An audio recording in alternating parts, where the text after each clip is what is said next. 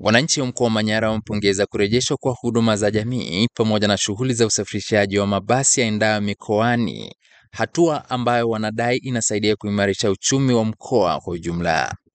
EATV tumezungumza na baadhi ya wakazi wa mkoa huo pamoja na makundi mbalimbali ya wajasiriamali, na hapa wanasema.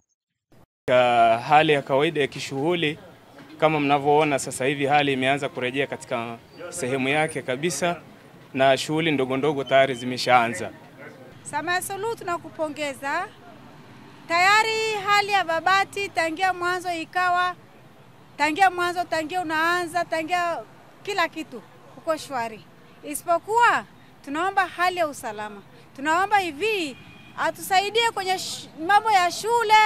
Ya changamoto zipo kutokana na hali halisi ya mafuta. Mafuta hayapatikani, mizigo inashindwa kufika. Kwa hiyo ni changamoto kubwa. Madereva wa bodaboda nao wametoa ombi lao kwa serikali kuhusu upatikanaji wa mafuta. Tabu tunaopata ni mafuta. Tunapata tabu sana kuhusu mafuta kwa sababu tunauziwa lita shilingi 7,000 mpaka shilingi 10,000. Na yenyewe kuyapata ni tabu.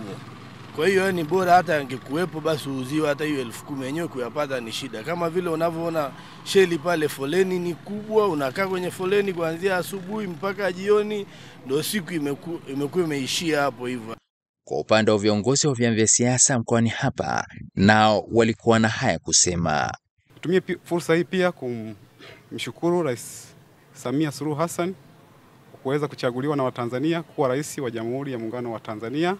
Kwa hiyo huu ndio wakati sasa wa kukaa pamoja na kuanza kutumia zile 4R ambazo yeye rais mwenyewe alikuja nazo na kutuhimiza kwamba zitafanywa kazi.